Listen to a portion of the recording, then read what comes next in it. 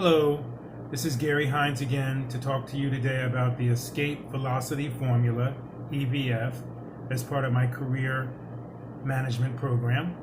So I want to talk today about self-analysis and assessment. This will be a part one of a two-part video. When you are considering making a change in your career, it is difficult to know where to start. There are usually conflicting thoughts and feelings involved, and too often the result is kind of a paralysis. In addition, most people simply lack the necessary resources, knowledge, and skill to conduct a successful search campaign on their own.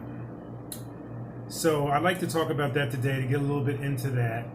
And I want you to know that the first part of this formula involves some introspective exercises and exploration of your background, and including your personal values, your work history, and education and goals.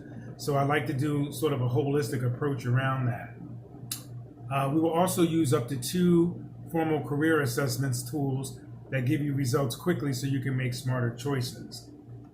So I asked some basic preliminary questions such as, describe for me your current career situation, the good, the bad, and the ugly. Kind of what is happening now. Describe the way in which you ideally would like it to be. And what is the primary motivator or driver in your career right now at this moment? There are many more of these type questions, and we'll review the answers together to help you do sort of an analysis of where you are career-wise. Then we look at other areas that are more custom, such as, you can explain to me how people maybe over the years have told you that you were really good at something. My friends always said that I should be a such and such. And why do you think that is? Are you really good at something like that?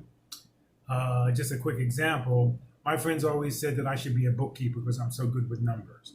So we look at even little things like that to see how much they bring to the table.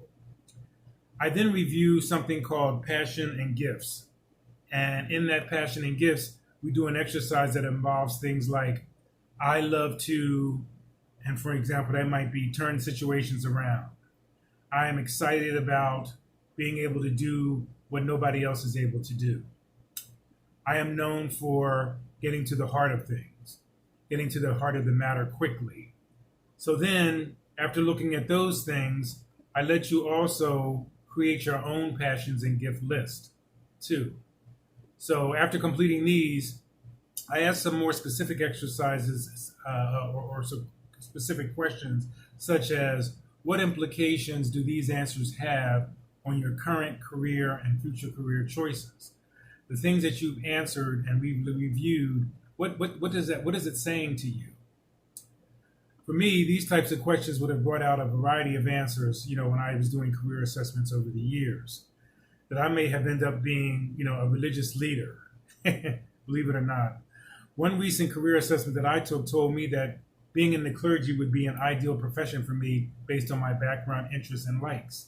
So you never know where you may end up at, or where, they're telling you may end up at. So we then look at something called your ideal workday and what that means. So the purpose of this exercise is to elicit the qualitative aspects of work life. What would your ideal work day look like? How long would it take you to commute to work? How often do you want to be in the office, or do you want to work remotely? So I use a variety of samples and scenarios to help you along, as this is very critical part to your assessment. Having that comfort level, having those preferences of where you want to be are super critical and important. After completing these and other exercises, we will then look at consistent themes. What is running throughout your answers? What's running throughout your suggestions? And these are things that may help you discover a little bit more about yourself. So as mentioned, we also do up to 2 formal online career assessments that we can actually analyze as well, and they will point you in directions of where you might want to go. So this is an overview of part 1 of the assessment and analysis piece of the EVF, Escape Velocity Formula. There is going to be more to come, but I wanted to thank you for tuning in today, and we'll be back soon. Thanks.